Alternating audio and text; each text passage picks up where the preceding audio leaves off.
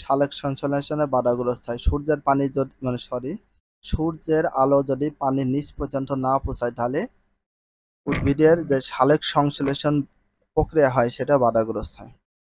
এতে একদিকে পানিতে থাকা উদ্ভিদের খাবার তৈরিতে ব্যাঘাত ঘটে। সূর্যের আলো যাতে পানির নিচ পর্যন্ত না পৌঁছায় যেসব উদ্ভিদ আছে সেটা খাবার তৈরিতে ব্যাঘাত ঘটে, যেটা তাদের বৃদ্ধিকে কমিয়ে দেয়, যেটা শরীরে কোনো বৃদ্ধি হয় না, কম হয়ে যায়। অন্যদিকে সালোক সংশ্লেষণের ফলে যে অক্সিজেন তৈরি হতো সেটা বন্ধ হয়ে যায়।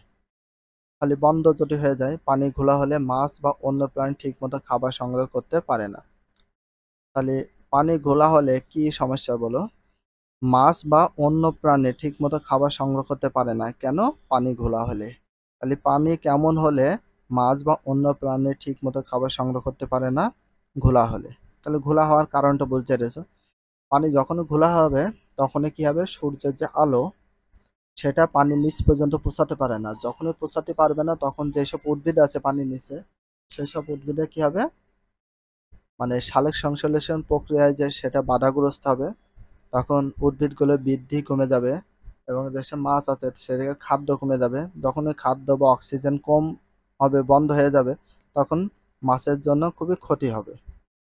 তখন মাছ খাবার সংগ্রহ করতে পারবে না বা অন্য প্রাণীরাও। পানি ঘোলা হওয়ার মূল কারণ হচ্ছে প্রাকৃতিক। পানি ঘোলা হওয়ার মূল কারণ হচ্ছে প্রাকৃতিক। নদী ভাঙন, পলি মাটি ইত্যাদি। Very very important. পানি ঘোলা হওয়ার মূল কারণ হচ্ছে প্রাকৃতিক, নদী ভাঙন, পলি মাটি। আর প্রাকৃতিক, নদী ভাঙন, পলি মাটি এইগুলোর কারণে কি হয়, পানি ঘোলা হয়। কি হয়, পানি ঘোলা হয়।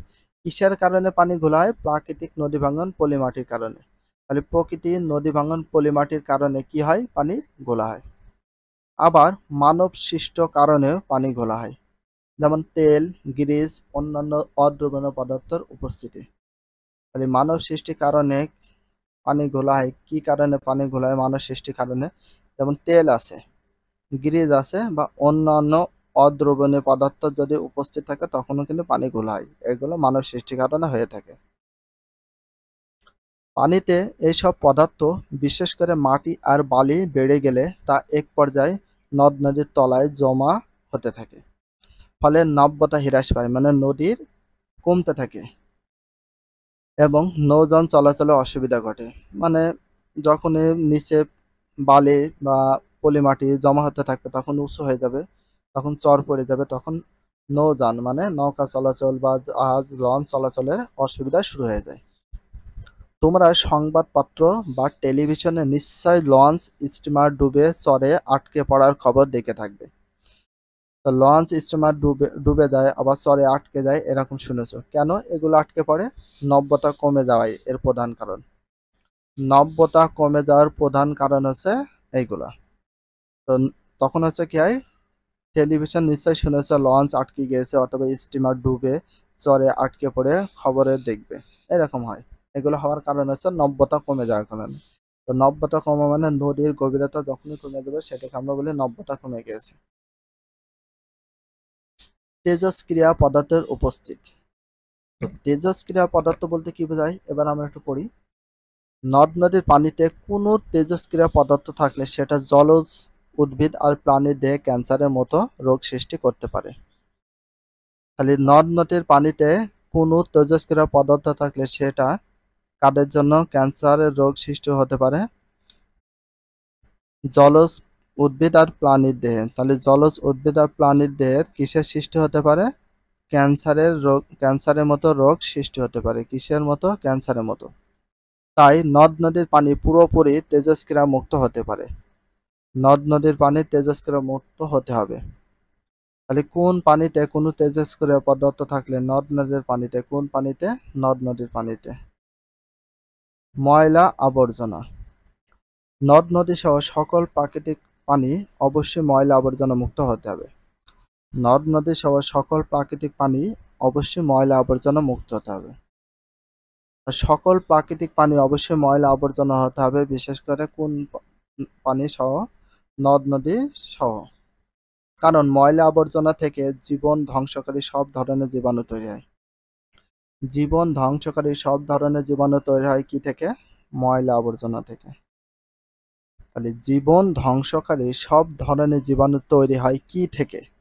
ময়লা আবর্জনা থেকে। কি থেকে? ময়লা আবর্জনা থেকে। দ্রবীভূত অক্সিজেন। আমাদের নিঃশ্বাসের জন্য যে রকম অক্সিজেন দরকার হয় ঠিক সেরকম পানিতে বসবাসকারী প্রাণীদেরও শ্বাস প্রশ্বাসের জন্য অক্সিজেন দরকার হয়। আমাদের নিঃশ্বাসের জন্য যে রকম অক্সিজেন দরকার হয় ঠিক সেরকম পানিতে বসবাসকারী প্রাণীদেরও শ্বাস প্রশ্বাসের জন্য অক্সিজেন দরকার হয়। হ্যাঁ, আমরা যেমন অক্সিজেন গ্রহণ করে থাকি, পানিতে যেসব উদ্ভিদ বা প্রাণীগুলো রয়েছে তাদের কিন্তু এইভাবে অক্সিজেনের প্রয়োজন বা দরকার হয়ে থাকে। এই অক্সিজেন তারা কোথায় থেকে পায়? তারা এই অক্সিজেন পায় পানিতে দ্রবীভূত হয়ে থাকা অক্সিজেন থেকে। অক্সিজেন পায় পানিতে দ্রবীভূত হয়ে থাকা অক্সিজেন থেকে, পানি থেকে পায়। কোনো কারণে যদি এই অক্সিজেন নির্দিষ্ট মাত্রা চেয়ে কমে যায় তাহলে জলজ প্রাণীগুলোর সমস্যা হতে থাকে। নির্দিষ্ট মাত্রা চেয়ে যদি ওইসব অক্সিজেন কমে যায় তখন কোন প্রাণীর সমস্যা হয়? জলজ প্রাণীগুলো অনেক সমস্যায় পড়ে। তাহলে যদি পানিতে দ্রবীভূত অক্সিজেন না থাকে তাহলে মাছ সহ অন্যান্য প্রাণী বাঁচতে পারবে না। তাহলে পানিতে কি না থাকলে মাছ সহ অন্যান্য প্রাণী বাঁচতে পারে না? পানিতে দ্রবীভূত অক্সিজেন না থাকলে। পানিতে কি না থাকলে? পানিতে দ্রবীভূত অক্সিজেন না থাকলে মাছ সহ অন্যান্য প্রাণী বাঁচতে পারে না। জলজ প্রাণীদের বেঁচে থাকার জন্য 1 লিটার পানিতে কমপক্ষে 5 মিলিগ্রাম অক্সিজেন থাকা উচিত।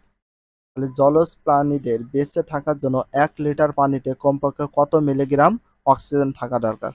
5 মিলিগ্রাম অক্সিজেন থাকা দরকার। 5 milligram oxygen, very very important, এটা দেখে রাখবা।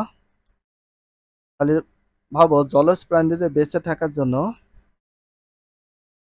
5 মিলিগ্রাম অক্সিজেন থাকা দরকার কত লিটার পানিতে? 1 লিটার পানিতে, নাহলে বাঁচতে পারবে না। জলজ প্রাণীদের বেঁচে থাকার জন্য 1 লিটার পানিতে কত মিলিগ্রাম? 5 মিলিগ্রাম অক্সিজেন থাকতে হবে, নাহলে সেসব জলজ প্রাণী বাঁচতে পারবে না। 1 লিটার পানিতে কমপক্ষে 5 মিলিগ্রাম অক্সিজেন থাকা দরকার, নাহলে কোন প্রাণী বাঁচতে পারবে না? জলজ প্রাণীরা বাঁচতে পারবে না। তাপমাত্রা।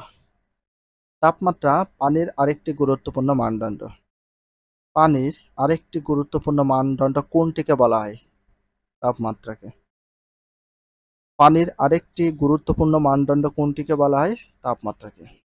তাহলে তাপমাত্রা কিসের আরেকটি গুরুত্বপূর্ণ মানদণ্ড? পানির।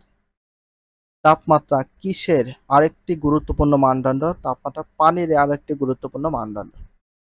পানির তাপমাত্রা স্বাভাবিক চেয়ে বেড়ে গেলে একদিকে যেমন দ্রবীভূত অক্সিজেন কমে যায়, অন্যদিকে জলজ প্রাণীর প্রজনন থেকে শুরু করে সব ধরনের শরীরবৃত্তীয় কাজের সমস্যা সৃষ্টি হয়।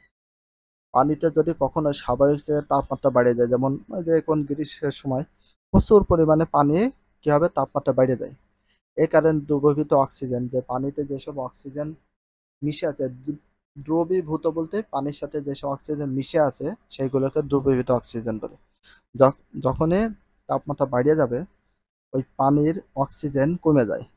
অন্যদিকে জলজ প্রাণী যারা পানিতে বাস করে ওইসব প্রাণীর প্রজনন থেকে শুরু করে, প্রজনন মানে যখন জন্মগ্রহণ করা থেকে শুরু করে সব। ভিডিওটি এখানে শেষ করছি। যদি ভিডিওটি ভালো লাগে চ্যানেলে সাবস্ক্রাইব করতে হলে ফলো করে দিও, তার সাথে একটা লাইক এবং একটা কমেন্ট করে দেওয়া। নেক্সট ভিডিও পাওয়ার জন্য অবশ্যই বেল আইকনটা অল করে রাখো, যাতে নিউ ভিডিও আপলোডের সাথে সাথে সর্বপ্রথম তোমাদের কাছে নোটিফিকেশনটা পৌঁছে যায়। If you love this video please subscribe my channel, like comment share, hit the bell icon for getting next video. So everyone take care, love you, আল্লাহ হাফেজ, বাই বাই।